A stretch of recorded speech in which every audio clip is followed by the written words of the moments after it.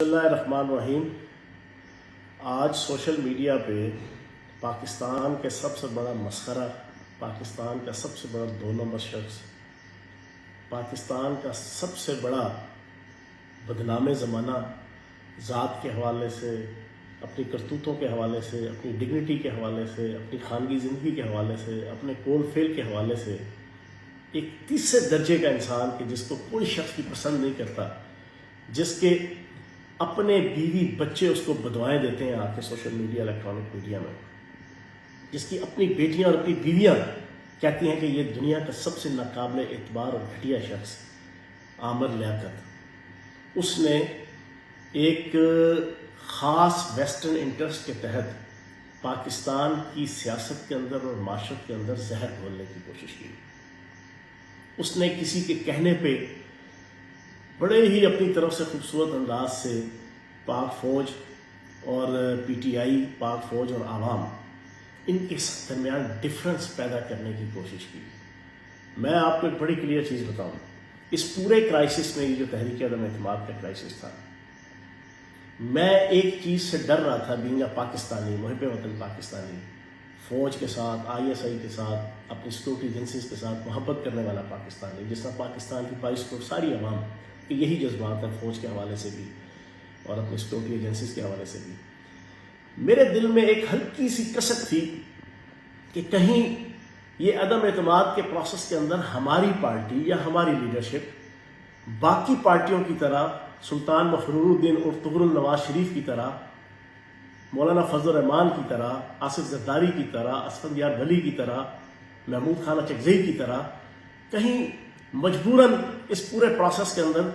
کہیں فوج کے حوالے سے یا آرمی چیف کے حوالے سے یا آئی ایس آئی چیف کے حوالے سے یا آئی ایس آئی کے حوالے سے کوئی ایسی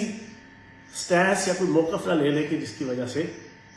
پاکستان کے لیے، پاکستان کی عوام کے لیے یا ہمارے جیسے پاکستان کی 22 کروڑ عوام کے لیے کوئی تھوڑی سی سستی کا ماحول بنے۔ لیکن خدا کی قسم کھا کے کہتا ہوں، میرے دل میں عمران خان صاحب کی محبت میں اضافہ ہوا صرف یہ دیکھ کے کہ اس پورے 1 مہینے کے پروسیس کے اندر خان صاحب نے ایک لفظ میڈیا کے اندر، سوشل میڈیا کے اندر، آرمی چیف کے حوالے سے، جنرل باجوہ صاحب کے حوالے سے، آئی ایس آئی چیف کے حوالے سے، سیکورٹی اداروں کے حوالے سے، فوج کو ایز اے ادارے کے حوالے سے ایک سنگل لفظ جو ہے وہ نیگیٹو، انڈائریکٹلی یا ڈائریکٹلی بات نہیں کی، اور الٹا تعریف کرتے رہے ہر جلسے کے اندر، جنرل باجوہ کی بھی، آئی ایس آئی کی بھی، فوج کی بھی، اداروں کی بھی۔ یہی وجہ ہے کہ اس پورے پروسیس کے اندر 99.9% فوج کا حاضر سروس جوان اور افسر اور فوج کا سابق جوان اور افسر وہ عمران خان صاحب کے ساتھ کھڑا ہوا ہے، کیونکہ انہوں نے دیکھا کہ یہ پہلا لیڈر ہے کہ جس کی اگر بظاہر کرسی جاتی ہوئی نظر آئی، لیکن اس نے کہا کہ میں پاکستان اور پاکستان کے ادارے اور ریاستی اداروں کے حوالے سے ایک لفظ نہیں بولوں گا۔ یہ عمران خان صاحب کی گریٹنس تھی جس پہ میں انہیں سلوٹ پیش کروں گا، سلوٹ۔ اور یہ گھٹیا قسم کا، یہ کوک کے نشے میں آ کے اس کی جو ویڈیو ہے، صاف نظر آتا ہے یہ نشے میں ہے۔ یہ اپنی 18 سال کی بیوی کو لے کے کیا، کس مقصد کے لیے لے کے گیا تھا عمران خان صاحب سے ملانے؟ بے شرم آدمی، تمہیں اگر اتنا ہی چھاپا تھا تو پھر تم ادھر کیا کرنے گئے تھے؟ چرخہ کاٹنے گئے تھے؟ تمہاری 2 ٹکے کی اوقات نہیں ہے۔ پاکستان کا کوئی شہری تمہیں عزت تو بڑی دور کی بات، تمہیں جوتی کی نوک پہ لکھنے کو تیار نہیں ہے۔ جو تمہاری حرکتیں ہیں،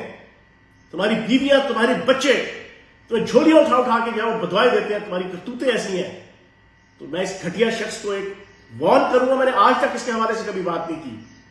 اپنی اوقات کے اندر ہو، تمہاری اوقات ڈرامے بازی ہے، تمہاری اوقات یہ مراسپنا ہے، تمہاری اوقات یہ جناب اس قسم کی گھٹیا حرکتیں کرنا ہے، آگے دوڑ سے پیچھے چھوڑ والا حساب ہے تمہارا۔ چلو شادیاں کرتے رہو، جتنی شادیاں کرنی ہے، پیچھے چھوڑتے جاؤ، آگے جاتے جاؤ،